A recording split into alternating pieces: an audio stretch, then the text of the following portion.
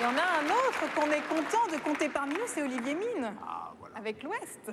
Bonsoir, Olivier. Bonsoir. Expliquez-nous votre lien avec l'Ouest. Vous avez une grande tante Je suis à qui faisait des l'Ouest. crêpes. Très confraternellement, Anne me dit que je suis à l'Ouest. Elle n'a pas tout à fait tort d'ailleurs. Mais je suis fier, je dois vous l'avouer, de représenter ici l'Ouest et plus particulièrement la Bretagne. Voilà.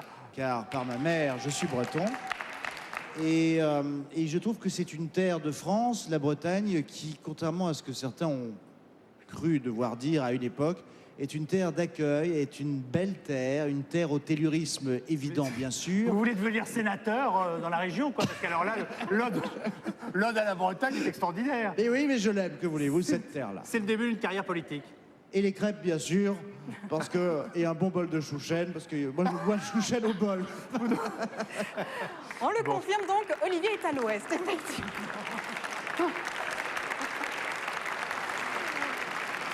On va passer maintenant à la 5e série de questions. Elles seront consacrées aux grands explorateurs.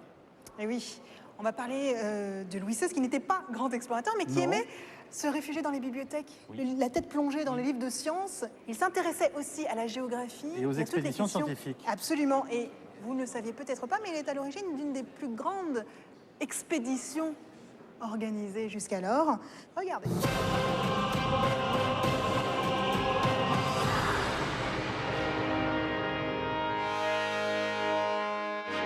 « 1785.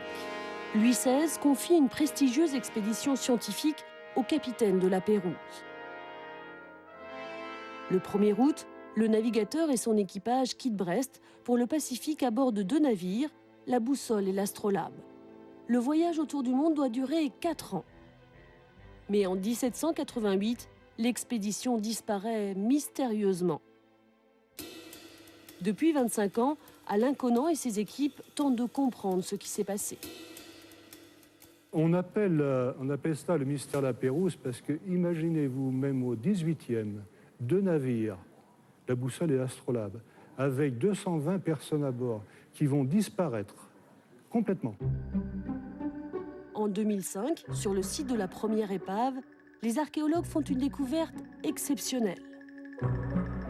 Un sextant.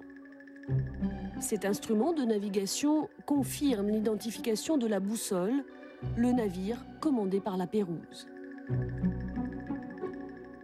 Et aujourd'hui, on sait que très peu de personnes se sont échappées de la Boussole. On sait que s'il y a eu des survivants, c'est de l'Astrolabe. On sait que les objets ramenés sont de toute évidence des objets français, donc il n'y a aucun doute sur l'origine, ça ne peut pas être remis en question. Et puis, autre découverte, par contre, la plus émouvante, c'est certainement le squelette retrouvé en 2003 et qui, aujourd'hui, n'est toujours pas identifié, mais on ne désespère pas, avec les analyses ADN, de le faire identifier un jour. Mais aujourd'hui encore, de nombreuses questions subsistent. Que sont devenus les survivants? Où sont-ils allés? Où sont-ils arrivés? Combien étaient-ils? Autant de questions que l'on se pose encore. C'est un vrai mystère.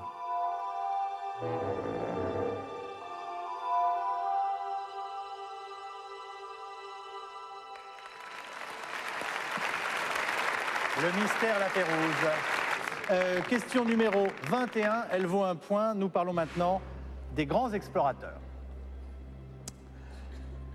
Louis XVI s'intéresse aux découvertes géographiques et aux questions maritimes. C'est pourquoi il confie au comte de la Pérouse le soin de continuer les travaux d'un navigateur qu'il admire. Ce dernier a mené plusieurs expéditions dans l'océan Pacifique et découvert la Nouvelle-Zélande. De qui s'agit-il? Réponse violette, Marco Polo. Réponse orange, Francisco Pizarro. Réponse rouge, Jacques Cartier. Réponse jaune, James Cook. Votez.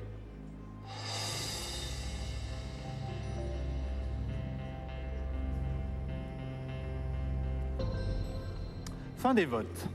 Question numéro 22, elle vaut 2 points. Journaliste et explorateur britannique, Stanley retrouve et sauve Livingstone en 1871.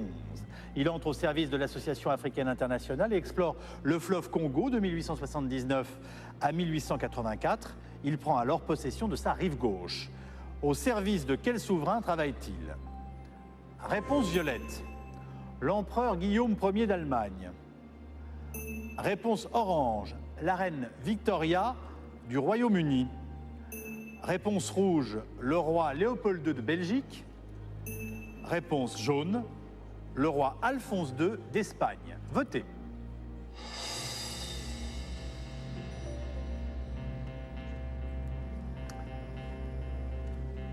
Fin des votes. Question numéro 23, elle vaut 3 points. Vers 1520, le conquistador Hernán Cortés débarque au Mexique. Cette expédition va permettre de découvrir entre autres la tomate, le maïs et l'avocat. Quelle viande Cortés et ses hommes vont-ils ramener en Europe? Réponse violette, la pintade. Réponse orange, le dindon. Réponse rouge, le faisan. Réponse jaune, le lapin. Votez.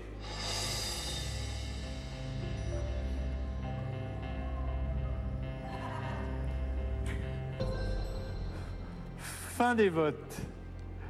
Question numéro 24, elle vaut 4 points. Le 3 août 1492, Christophe Colomb part de Palos à la recherche d'une route de l'ouest menant aux Indes. La première terre qu'il découvre est appelée Guanahani par les indigènes. Il la rebaptise San Salvador. Mais comment s'appelle aujourd'hui l'île qu'il nomme Hispaniola à sa découverte?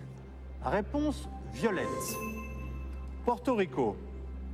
Réponse orange, la Jamaïque. Réponse rouge, Cuba. Réponse jaune, Haïti. Votez.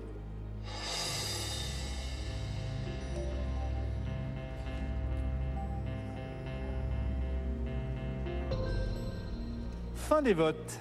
Question numéro 25. Dans cette manche, il y en aura 6. Question numéro 25, elle vaut 5 points. En 1434, le navigateur portugais Gilles Hanech cherche une route vers les Indes au service d'Henri le Navigateur. Il parvient à passer un cap longtemps considéré comme la limite méridionale du monde et réputé infranchissable. De quel cap s'agit-il? Réponse violette, le cap de Bonne-Espérance. Réponse orange, le cap des Aiguilles. Réponse rouge, le cap Griné. Réponse jaune, le cap Bojador. Votez.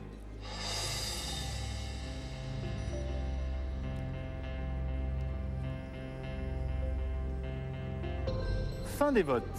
Et enfin la question numéro 26 qui, elle, vaut 10 points.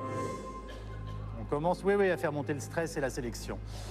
En 1494, un traité est signé entre le Portugal et l'Espagne concernant le partage du Nouveau Monde. La ligne de marcation est déplacée plus à l'ouest des îles du Cap-Vert. L'Espagne possède ce qui se situe à l'ouest et le Portugal ce qui est à l'est. Quelle ville d'Espagne donne son nom à ce traité? Réponse violette, Fuensaldaña. Réponse orange, Tordesillas. Réponse rouge, Mojados. Réponse jaune, Tolède. Votez.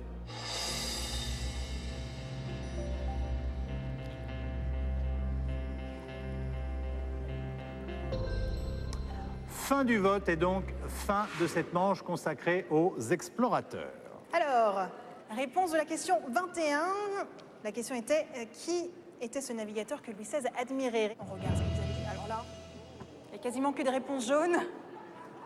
Mais comment vous savez ça? Je n'en reviens pas. Moi, je ne savais pas, par exemple. Et c'est la bonne réponse. Par élimination. Parce que... Moi, je peux donner la réponse. Moi, je peux donner la réponse. Non, je veux Tu dire sais, que... moi, je peux dire pourquoi on sait ça. Oui. Parce qu'on a regardé tous un très beau documentaire sur France 3 consacré précisément à l'ensemble de ces expéditions et que grâce à ça, on s'est cultivé. Alors là, c'est Françoise Laborde. Elle est très bien. Anthony Rollet. C'est le premier explorateur qui est en fait qui part pour des voyages, des mobiles scientifiques. Mais il part tout simplement parce qu'il est missionné pour aller observer ce qui est la grande passion, ce qui a été dit dans le documentaire, la grande passion du temps, les phénomènes astronomiques. Ouais. Et là, il part pour Tahiti parce que c'est la meilleure position, pense-t-on à l'époque, pour observer le passage de Vénus sous le Soleil. Donc c'est de l'expédition scientifique qui se transforme du coup en découverte. Voilà. Question numéro 22, enfin la réponse maintenant. La réponse. Alors, au service de quel souverain travaillait Stanley? On vérifie Couleur. tout de suite. Un peu de rouge, un peu d'orange. Ah, une réponse violette quand même. C'est Mais c'est pas la extraordinaire. bonne réponse. La bonne réponse, c'est la réponse rouge. Le roi Léopold II de Belgique. Comment? On va aller maintenant à la question numéro 23. Les réponses. Ah oui, un petit mot, oui. Non, juste un petit mot sur, Fabrice. sur Léopold II, parce que c'est quand même un cas un peu particulier, puisque c'est un des rares cas d'empire personnel. C'est-à-dire que ce n'est pas la Belgique qui se lance au départ à la conquête du Congo, mais c'est véritablement Léopold II qui va en rester l'empereur à titre personnel jusqu'en 1908, et seulement à ce moment-là, à la suite d'une campagne, parce qu'il a une exploitation extrêmement féroce en Afrique, et Joseph Conrad écrira un très beau livre là-dessus, Au cœur des ténèbres, seulement à ce moment-là, il en fait don à son royaume, qui était assez réticent au départ pour des raisons fiscales, pour des raisons de crainte de devoir payer pour la colonie. Donc un cas très particulier de conquête, en l'occurrence au moment où se constituent les empires coloniaux. On va maintenant répondre à la question numéro 23. Quelle viande Cortés et ses hommes ramènent-ils d'expédition? Qu'avez-vous répondu? Est-il un arc-en-ciel? Non, c'est pas vraiment un arc-en-ciel. Beaucoup de réponses orange. Et vous avez raison, c'est effectivement le dindon. La réponse à la question numéro 24. Comment s'appelle aujourd'hui l'île Espagnola? Espagnola, vous m'excusez, j'ai pas un accent espagnol terrible. Hein. Non, Pas terrible. t'avez non. pas fait Je vais m'entraîner pour la l'espagnol en prochaine seconde fois. langue, ou- Et non. Bon. On regarde tout de suite vos réponses colorées. Du jaune, du rouge, orange, violet. Bah, la bonne réponse, c'est le jaune. Haïti, bien sûr. Hélène Papadopoulos. Ah, les voyages de Christophe Colomb. Il est mort en ignorant absolument qu'il avait découvert un nouveau continent. Il n'a jamais su qu'il avait découvert ce que communément on a appelé l'Amérique. Et je vous rappelle également que son expédition avait été financée par la reine Isabelle la catholique et que le voyage a duré très longtemps, il a duré 2 mois et demi, et elle avait fait le vœu de ne jamais changer sa chemise de nuit tant qu'elle n'aurait pas des nouvelles de Christophe Colomb. La chemise de nuit à l'origine était blanche. Au bout de 2 mois et demi, elle n'était plus blanche, mais la couleur de la chemise de nuit est devenue un mot pour qualifier la robe des chevaux. Quand on parle d'un cheval qui a une robe Isabelle, eh bien, ça fait référence à la longue attente de la reine Isabelle la catholique d'avoir des nouvelles de Christophe Colomb. Eh, ça vous plaît bien ça, Ève Ruggieri, hein? Oui, mais c'est un très mauvais gouverneur, parce que cette même reine qui avait armé sa 2e et 3e expédition l'a fait mettre au fer, lui a envoyé une sorte d'inspecteur et l'a fait mettre au fer quand il est rentré. Donc on lui a repris toutes ses possessions, toutes les terres qu'il avait découvertes et dont il touchait les revenus ont été reprises par Isabelle la catholique. Et bon, elle est morte peu après, ça s'est arrangé pour Christophe Colomb. J'aime bien quand vous me parlez comme ça, j'ai l'impression que vous me racontez une histoire, vous savez. Oui, oui, mais j'aime beaucoup Christophe Colomb. La réponse maintenant à la question numéro 25 qui valait 5 points. Quel était donc ce cap réputé infranchissable? Vos réponses. Beaucoup de violet. Vous pensez que c'est le cap de Bonne-Espérance? Eh ben non, c'est pas ça. La bonne réponse, c'est la réponse jaune, le cap Beaujade.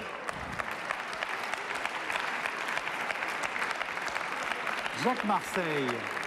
Que faut-il savoir sur ce cap? C'est vrai que c'était une question un peu difficile. C'est vrai qu'on date toujours la découverte des nouveaux mondes par Christophe Colomb. En fait, ce sont les Portugais qui ont été les premiers à